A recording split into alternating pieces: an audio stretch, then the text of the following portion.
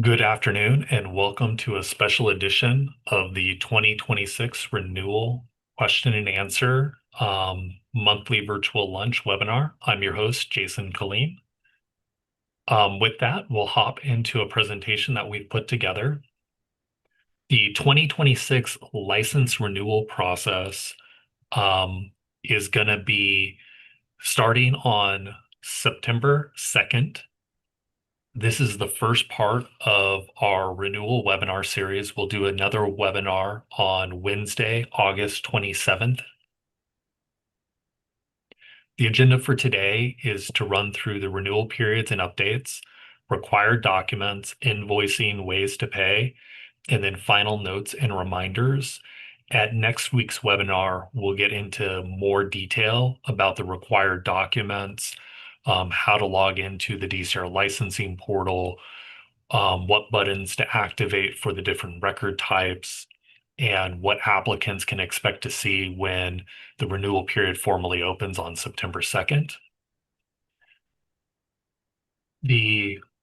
Just as a general reminder, all licenses and records expire after 11:59 p.m. on Wednesday, December 31st of 2025. Businesses that fail to timely renew their license, of course, are not allowed to operate after 11:59 p.m. on December 31st. If you did not timely renew your license and you continue to operate on January 1st, 2026, you are subject to enforcement as an unlicensed business.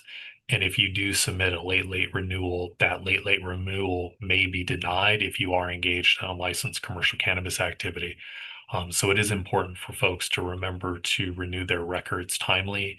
If you don't timely submit a renewal, you are subject to late fees. And then, of course, if you submit a renewal after your license is expired, then of course you could be subject to enforcement action if you are an unlicensed business. The regular renewal period runs from September 2nd through November 1st of 2025. Because November 1st falls on a Saturday, renewal applications that are submitted by November 1st and invoiced have the ability to pay that invoice through November 3rd of 2025. If you submit after November 1st or you attempt to pay your invoice after November 3rd, you will be subject to late fees. Our late renewal period runs from November 2nd through December 31st. Late renewal applications are subject to late fees and must be submitted and paid no later than December 31st of 2025. And then we have a second late renewal period, which begins after all licenses and records have expired. And that runs through January 1st through the end of February 2026. Additional late fees are imposed. And again, if a business is engaged in unlicensed commercial cannabis activity and found to be engaged when they have an expired record or license, those record renewals are subject to denial for the unlicensed commercial cannabis activity, as well as enforcement actions by other city agencies. Certain modifications are going to be allowed to be submitted as part of the renewal process without incurring extra charges. Modifications to the actual record, such as the fictitious business name, which is also known as a doing business as or DBA, updates to the business premises diagram, and record-specific contacts, law firm, consultants, the manager in charge, other contact types that are record-specific can be updated as part of this modification process. Modifications to, of course, the legal business entity record, primary personnel owners, can't be done through the renewal process, and modifications that result in a new DCR record, entity substitutions, relocations, etc. You can't submit those modification types as part of the renewal. They have to be submitted as a standalone modification. We do have California Equity Grant funding that we will be using to provide fee waivers to social equity businesses to cover the standard license, temporary approval, or record renewal fee for the activities on their record. To be eligible for a waiver, Social equity applicants have to submit a complete 2026 renewal application no later than October 31st of 2025, and then partial waivers may be offered after October 31st. We have a combination of 2024 CEG grant funds that have to be expended by October 31st, and we have 2025 CEG grant funds, which council authorized us to provide partial waivers for, and we can use those monies through October 31st of 2026. So for social equity applicants that submit their renewal record when we have both grant funds available, we will be able to provide full fee waivers for their renewal fee. If a application is submitted after October 31st, um, social equity applicants will only be able to get a partial waiver, and that waiver cannot cover the late fees. So the business will also be responsible for paying any late fees that are imposed on the record. In order to renew your DCR record, you must submit a renewal application with the required documents through the DCR licensing portal and submit payment of renewal fees and any other outstanding fees against the record. Those must be due by the due dates. Again, because November 1st falls on a Saturday, the payment period for that invoice is automatically extended through Monday, November 3rd. However, you do have to make sure you submit your renewal record and pay the fee. The renewal record does have to be submitted by November 1st to get an invoice with those fees. And then, of course, it has to be paid no later than the 3rd. Now I'm going to briefly go over the documents that are going to be required as part of this renewal process. In today's presentation, I'm not going to go into detail on the forms. We'll do that again next Wednesday, August 27th. So, businesses should be confirming and updating the following documents on their records to ensure that their information is up to date. We have a legal business entity record disclosure form. That's the LIC 4008 form. That combined form houses information that used to be spread across multiple forms. It has the owners, the primary personnel, the org chart for the business, any folks that have a financial interest in the entity. You need to make sure that that's all up to date. You have to provide evidence of site control that's valid through at least December 31st of 2026, property deed, an active lease. If you don't provide valid information through December 31st, 2026, you may be asked to submit additional information and or provide information during next calendar year when your site control does lapse. It's important for businesses to make sure that they submit a current version of their business premises diagram. As part of our compliance inspections, we're noting that a lot of folks, the built environment doesn't match the premises diagram on hand. So again, this is your opportunity to make any necessary updates to the business premises diagram, make sure that it complies with our diagram checklist, and then get all of that changes and information on the record as part of the renewal process so that you don't have to pay a separate modification fee. We will need the updated indemnification agreement attestation. For social equity applicants, it's important to make sure that the successor of interest form is up to date and on file. The successor of interest form allows the social equity individual applicant to name a successor. If they do become deceased, we will get that successor added to the record. And for the purposes of renewals and being considered a social equity record, DCR has the ability to consider the successor in interest a social equity for the purposes of that specific record. So it is important to have that on hand. If we don't have that form on hand and the social equity individual applicant becomes deceased, then of course, we aren't able to make that change. And we would have to wait for their estate to go through probate before we make changes to how their equity is on the record. As part of this renewal process, folks are going to be required to submit a new form. It's our public health building and operating permit attestation. More information will be provided next week. And then for folks that are phase two businesses, if you are a tier three applicant, you do have to submit the tier three applicant attestation form to demonstrate compliance with the requirements under 10420.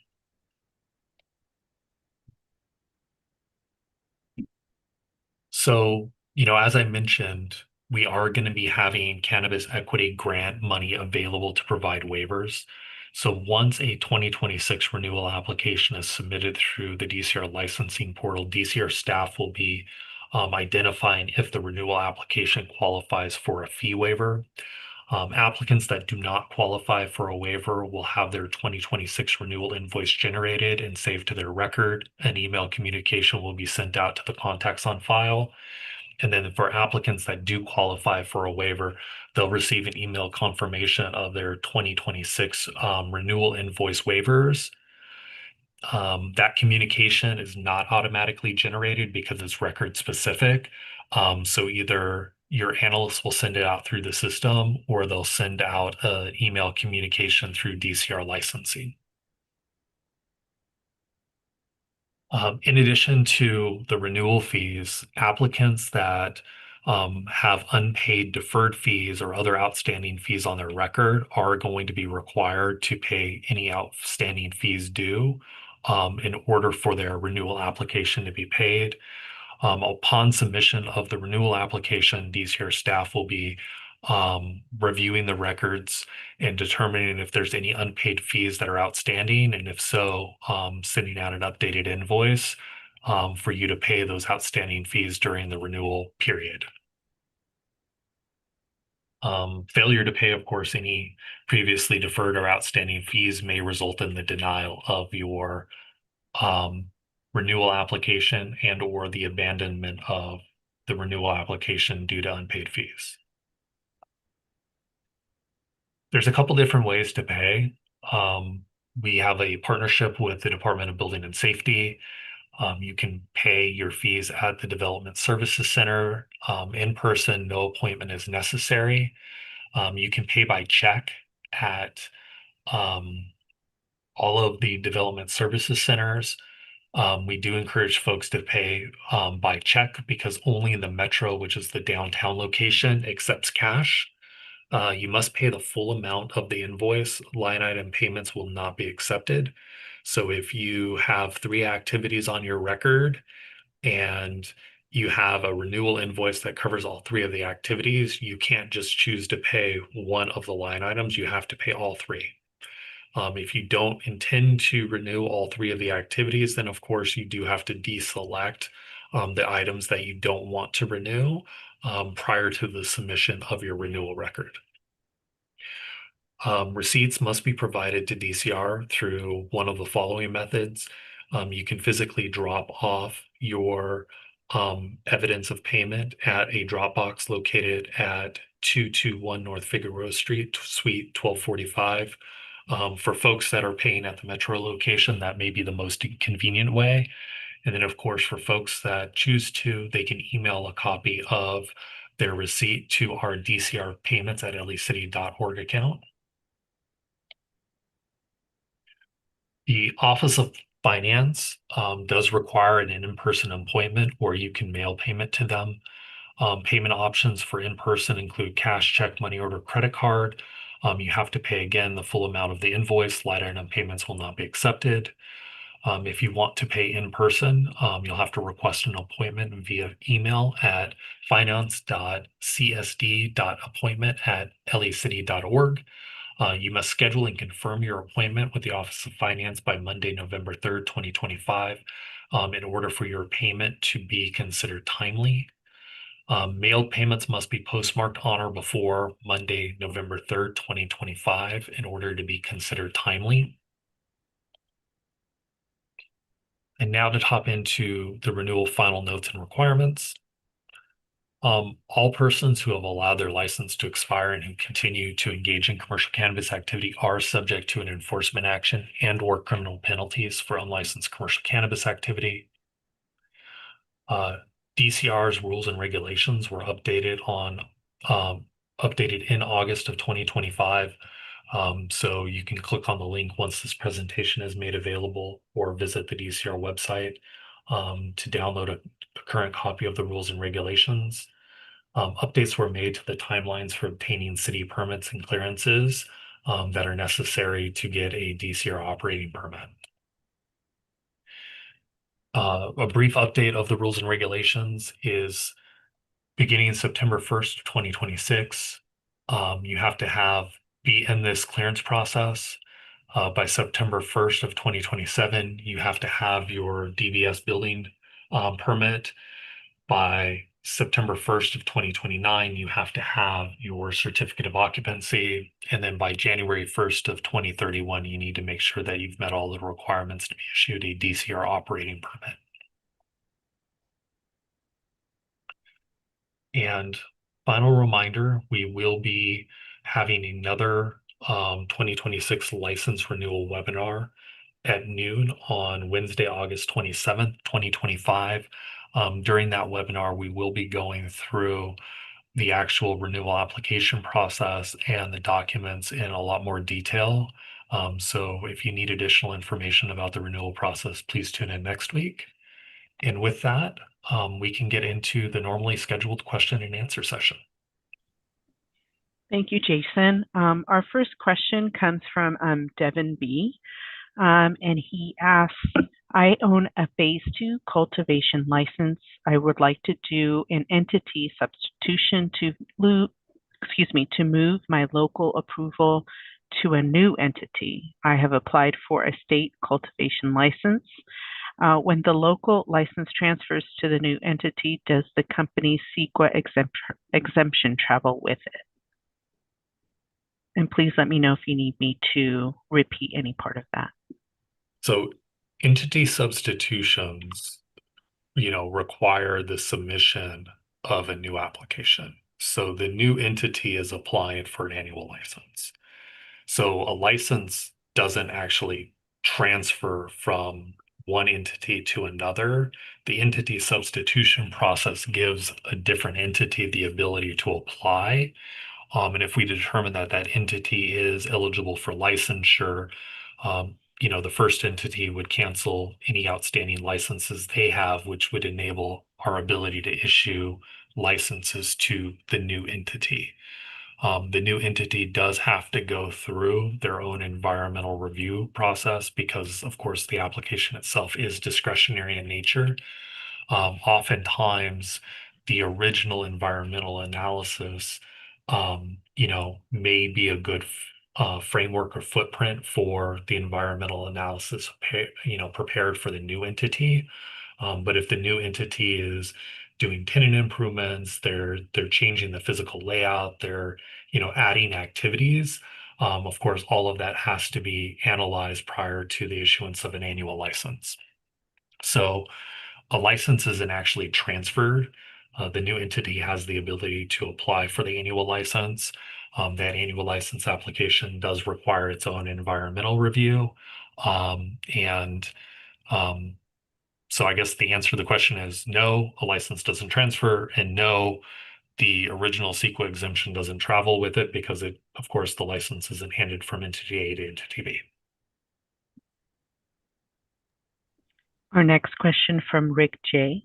I'm a social equity individual applicant. How do I know that you will waive my annual renewal fee? Will it be reflected on the invoice after I submit all of my renewal documentation? So when the renewal records are submitted, DCR staff are going to review to see whether or not a waiver is eligible for that record. If a waiver is eligible, the waivers will be applied to the record and an email confirmation will be sent to the social equity applicant notifying them of what waivers were applied. For folks that are not eligible for waivers, they'll get a communication that includes the invoice that has to be paid. And as I mentioned in the presentation, Folks are responsible for paying any previously deferred fees or outstanding fees on their records. The grant fee waivers cover the renewal fees. They don't cover late fees, previously deferred fees, or anything else that may be on the record during the renewal process. So it is important to check your emails and see if you have any outstanding invoices because you may be eligible for the waiver of some fees, but there may be things that you still have to pay. Thank you. Our next question comes from Samantha T, who wants to know what are the renewal fees? The fees are all set by Municipal Code Section 10419. They are different. There are three different renewal fee amounts. There's one for a record renewal, there's one for a temporary approval renewal, and then there's one for the annual license renewal. I will point you to the DCR website and to the section that links to the municipal code that has the fee tables, so that you can look at the actual fee amounts for the different record type that you may have to renew. Our next question comes from Joey D, and he asks, is the license LIC 425 form necessary? Yes, the attestation form will be necessary. There are questions on the attestation form. We're not going to require folks to provide evidence that they do have an active application with the Department of Building and Safety or a certificate of occupancy as part of this renewal cycle, but you will have to submit the attestation form and provide, answers to all of the questions on the form as it applies to your business. We do have some businesses that have their health permits. They do have the correct certificate of occupancy. So they would be able to submit a completed 4025 form. We have other folks that have submitted plans to the Department of Building and Safety, and they can check that box and they can provide their application numbers with the other agencies. There are some folks that haven't started the process, and you're attesting that you understand that you do have to begin that process in order to get your operating permit, and you would check the applicable box.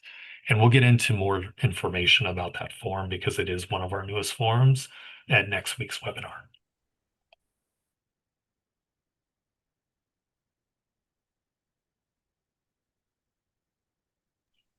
Let's see. Again from Joey D. How do I get plans for my building suite?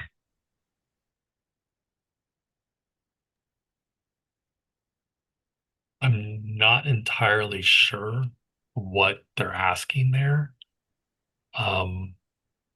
For the business, like if you're talking about putting together a business premises diagram, we do have a checklist. That's a required document that has to be submitted to DCR.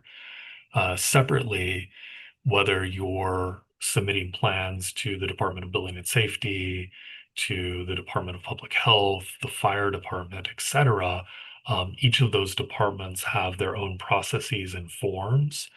And um, the Department of Building and Safety does have a small business group that will help people understand the documentation that's necessary and kind of help them through the process.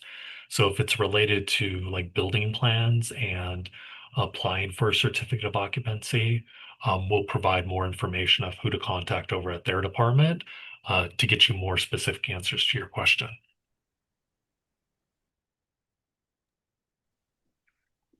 From John J. He asks, I assume these two renewal webinars are being recorded. Where will they be available after, and will we have access to the slides from the presentation? Yes, you will have access to the slides. The renewal webinars will be posted on DCR's main website on the events page. And, um, you know, this webinar should be available within a couple of days. And then, of course, next week's webinar will also be available a couple days after we complete it.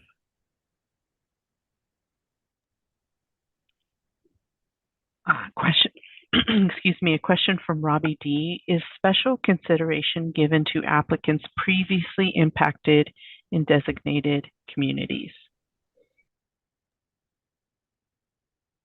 I don't understand what they're asking there.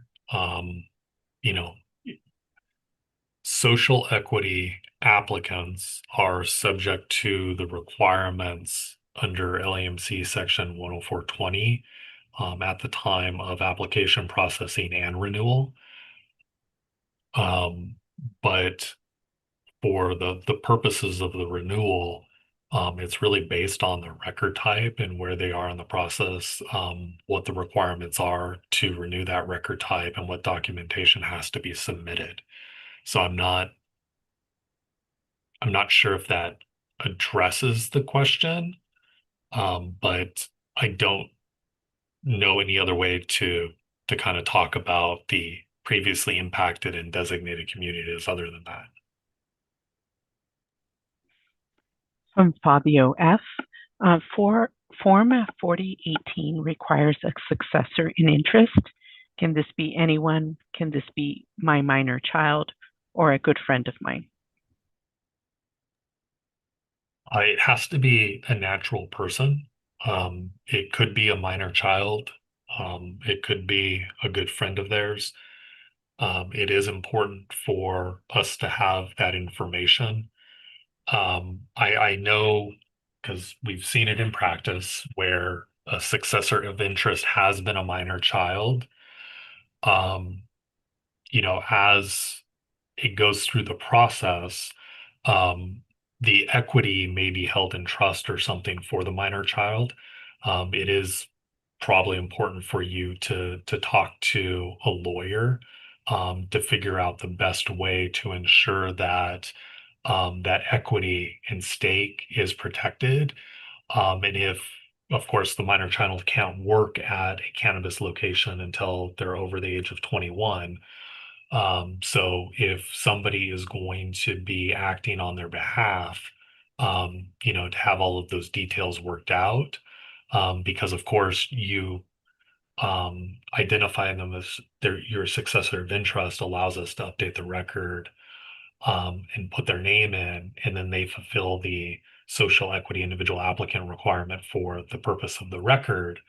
But we can provide business or legal advice in terms of how they would vote, what they can do with their equity, or how they would interact with any of the other owners on the record. So, it would be important to ask a lawyer or a business consultant what other things you may need to think about as you consider a successor in interest.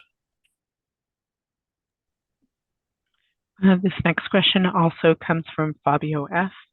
And he asks, has there been any movement with the policy to allow a 51% phase 3 round 1 applicant to transfer their ownership stake to their 49% operating partner?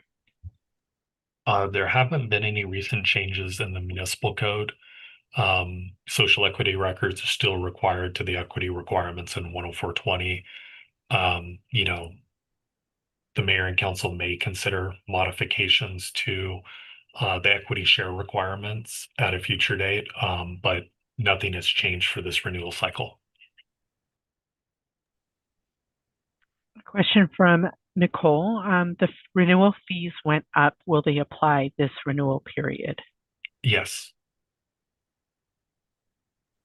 Next question from Anahi. If an entity has a large bill with DWP, will they be able to renew? Can an applicant relocate to a different license to a location that previously had a large DWP balance if it's new entity and ownership, but same location?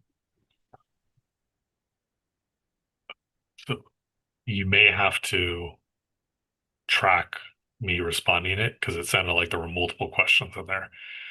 Um, in order to renew, a business needs to be current on all city fees and taxes. So if a business has a large DWP bill and DWP notifies DCR that the business is not in good standing, that could be a reason to deny a renewal record. There were several folks that would have been denied had they submitted, license renewals for calendar year 2025 because they had a large DWP balances and we were notified by DWP in advance. Um, if if the applicant, you know, wants to relocate and they owe DWP money and we know about it, then we would not accept the modification until they got back into good standing. If there's a large DWP balance associated with the location, and somebody else tries to apply there, it would really depend on whether or not there was an enforcement action taken at the location that could make the location ineligible for future licensure. But without knowing a location and doing the review to see if there are any such actions, it would be hard to answer what would happen if somebody walked away from a balance at a location. I know, it's the Department of Water and Power provides, you know, utility coverage to, businesses, whether they're licensed or not licensed. So you could have an unlicensed cultivator at a location and they may have run up a bill and that location may have been subject to a power disconnection or some other enforcement action, which would make that entire parcel ineligible for licensure for a period of 5 years from the date of the enforcement action. I think you did cover every part of that question. Thank you, Jason. Moving to the next question from MS. Can you elaborate on the calculation DCR will be using if only a portion of the social equity renewal fees will be covered through grant funds?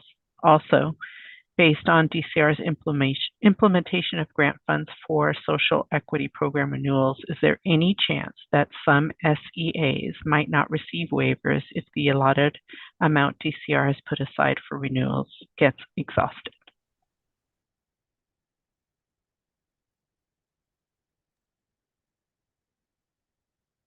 Um, so we have it budgeted to provide full waivers to social equity businesses through October 31st of 2025 because we have access to the 2024 cannabis equity grant monies as well as access to the 2025 cannabis equity grant monies.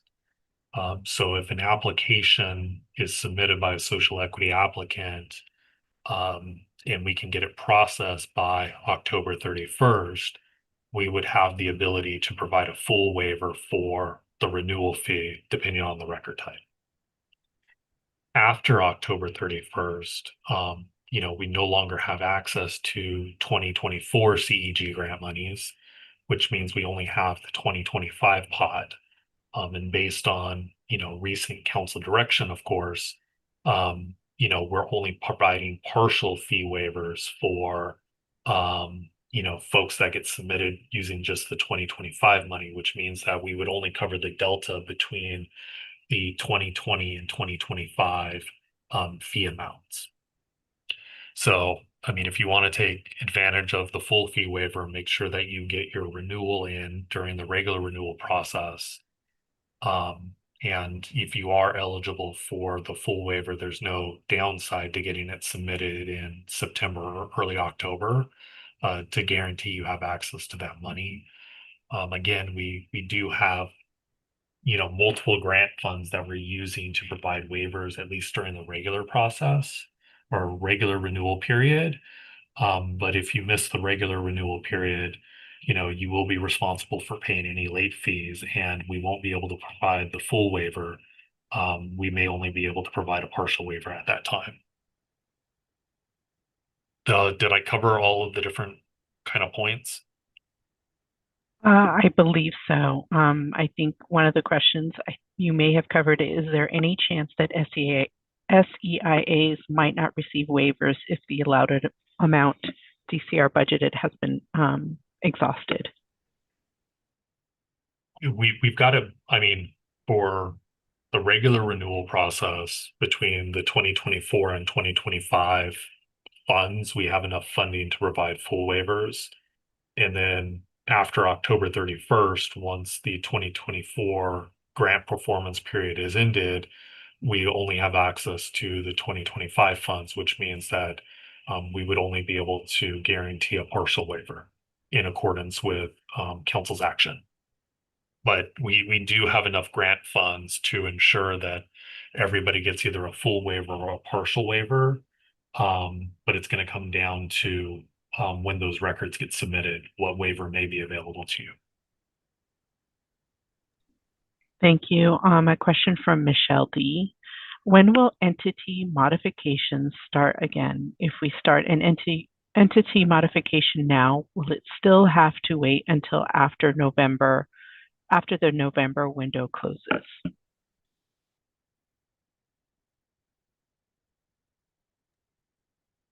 So entity substitutions are submitted against the legal business entity record, which are a different record type.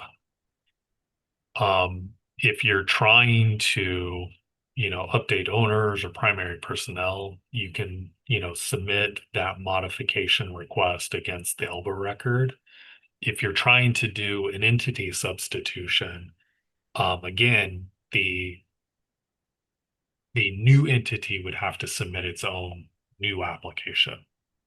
So if the existing entity wants to continue to have an active record, whether it's the annual license application record with the status of local compliance underway, or you have an annual license and you have temporary approval to operate and you want to continue to operate while the other entity is getting its application processed, you will have to renew the existing records for the existing entity. If you are not going to operate and you're going to allow the record to expire, then you would just submit the entity substitution. And then once the annual license application has been submitted for the new entity, it would just go through the normal process.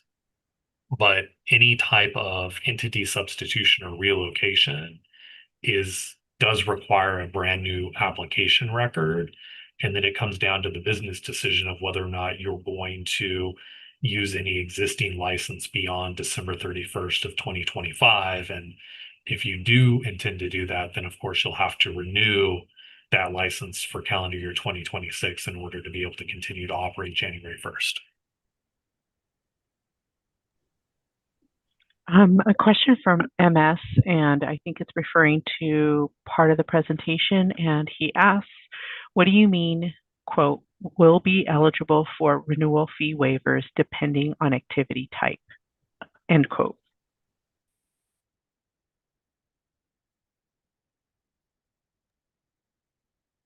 There's, phase two businesses that may have licenses for cultivation and manufacturing. And if that business submits the renewal for both activities and we verify that they're eligible, they would get a waiver for both the cultivation activity and the manufacturing activity. You have businesses that maybe phase three retail round one or round two, where there's only the retail activity on the record. Then, once we verify that they are a social equity business and they are eligible for the waiver, they would get the waiver for the type 10 activity. We have some social equity businesses that have multiple records at different locations. Each of those records have to be submitted, and each of those locations may be eligible for a fee waiver. That's the kind of review that the analysts will be doing as the records get submitted, because, just because somebody is a verified social equity individual applicant, it doesn't mean that the record they're associated with is considered a social equity record. It's whether or not that record is subject to the requirements under 10420 and meets all of those requirements, then and only then would waivers be applied. We do have folks that are associated with phase one businesses, previously referred to as existing medical marijuana dispensaries who are verified as an individual person, but their phase one record isn't subject to the requirements of 10420. So, for instance, that record would not be eligible for a fee waiver. And that's kind of the analysis that analysts will be doing and looking at. Um, and hopefully that answers the question. A question from MS. If phase two, tier three licensee has already received their annual license, but has not started compliance with the tier three program requirements, are they able to check the third statement on the 4023 form? And then what sort of documentation does DCR want to see for proof that the tier three applicant has started and or completed compliance with the tier three program requirements? So this question is best saved for next week's webinar, because we'll be going into the actual forms so that folks who are not familiar with the form would kind of better understand how I would answer and respond and kind of walk through it. But just to generally answer that today, um, the tier three attestation form identifies kind of where a tier three business is in the process of meeting their requirements under 10420. Some businesses may have previously submitted the attestation form. Some people may have already completed their requirements, etc. Um, there are different boxes on the form that people can check. For the documentation, it really depends on how you met the requirements. You have some tier threes that are incubating a tier one or a tier two business at their existing location. They may have partnered with a phase three retail round one applicant. They may be providing space offsite, et cetera. So there are different ways for the business to meet their requirements. And then, of course, how they decided to meet the requirement is going to kind of determine, um, you know, what documentation can be submitted. You may, just submit some kind of written note or attestation from the business that was being incubated, acknowledging that they've received, the benefits under the intent of the program for this period of time, from, date A through date B, which satisfies all of the requirements under 10420. We are accepting those documents on face value. Once the tier three business is identified, who they were supporting and how they are, of course, we'll go make sure that it's a record that was valid for that period of time. But we're not independently like reaching out to people and checking and having them submit receipts or anything else.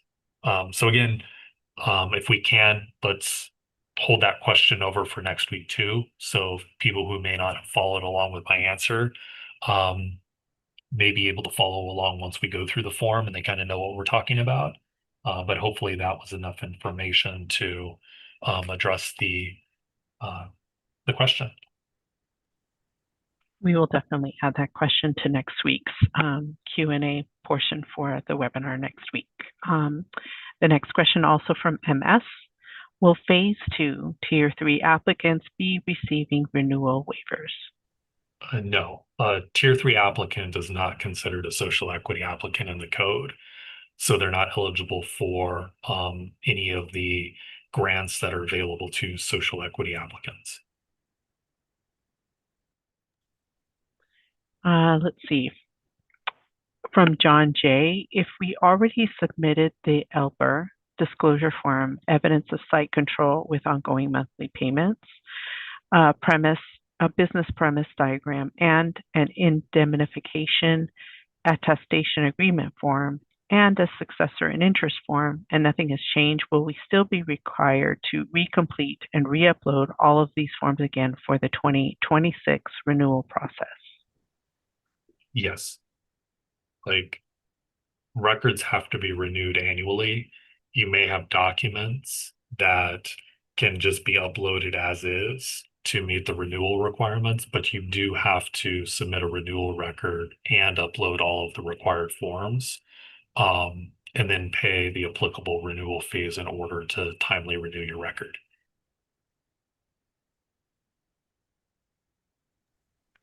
A question from Jen M. Can we submit entity substitutions, relocation, and ownership mods before September 2nd? Yeah, entity subs, relocations, and ownership mods can be submitted before September 2nd. But it's really important for folks, especially for the entity subs and the relocations that require a new annual license application, to understand that having a pending mod doesn't relieve the business of their obligation to renew their record. And, if they allow their record to expire, it's expired, even if we have an application pending for a new location or for a different entity. So if the existing entity intends to operate um, after January 1st, pending, the issuance of a license either at the new location or to a different entity or both, they need to still renew their record, because if they don't have a license. They could be subject to enforcement action. And then, of course, if they are found to be engaged in a licensed commercial cannabis activity, that could have a domino effect on other records that are, pending in our system. Our next question comes from Madlena. What are our plans for delivery services for Olympics 2028? Are we going to be carless, and how will they be able to obtain driving permits?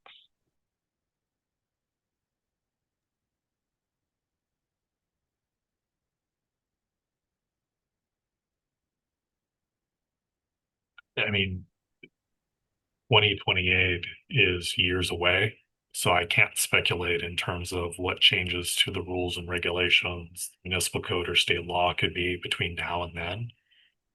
Um, there are requirements that IDs are checked when you are delivering cannabis, to ensure that you're not delivering cannabis to a minor. So, you know, if the law is amended to allow for driverless vehicles to transport cannabis, the requirement of verifying identification and that the cannabis is not being given to a minor is still going to have to be adhered to, at least under current law. So if you're planning to try to intimate or integrate automation or the use of driverless cars, you know, you are going to have to think about how you can comply with the existing rules and regulations, the municipal code, and of course, state law.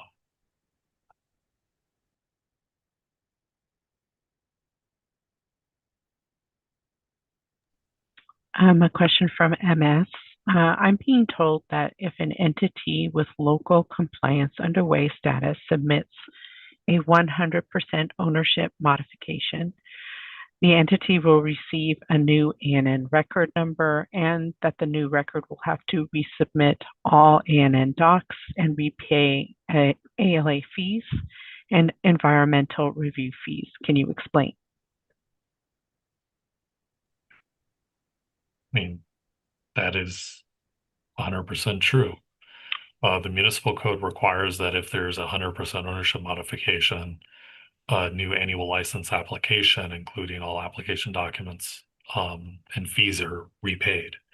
The way people have historically avoided that is they've submitted a modification request that changed 99% of the ownership, and you keep one existing owner on with a de minimis amount of equity in the business to allow for the ownership mod to get processed. And then once it's processed, and the, you know, 99% owner is on the record, then of course the, the legacy owner with the de minimis amount could then submit a new modification to transfer their 1% to the 99%. And if an existing owner on the record is just transferring their equity stake to another existing owner, that doesn't trigger owner mod.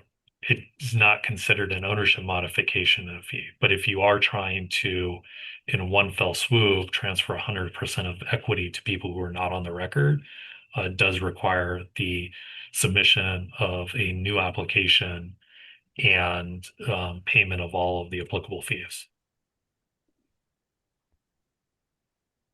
Thank you, Jason. We have no more questions in the queue.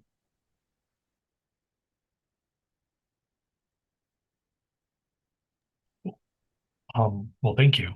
I hope today's webinar was helpful. We will be focusing um, all of next week's webinar on the 2026 license renewal process. We'll start that webinar promptly around noon. We will be going into the screenshots from the system, the different buttons that people may see based on their record type. And then, of course, we'll get into more detail about the documents and the forms and the information that needs to be provided next Wednesday. So I thank everybody for coming today, and I hope everybody has a great remainder of the week, and we'll talk again next week. Thank you.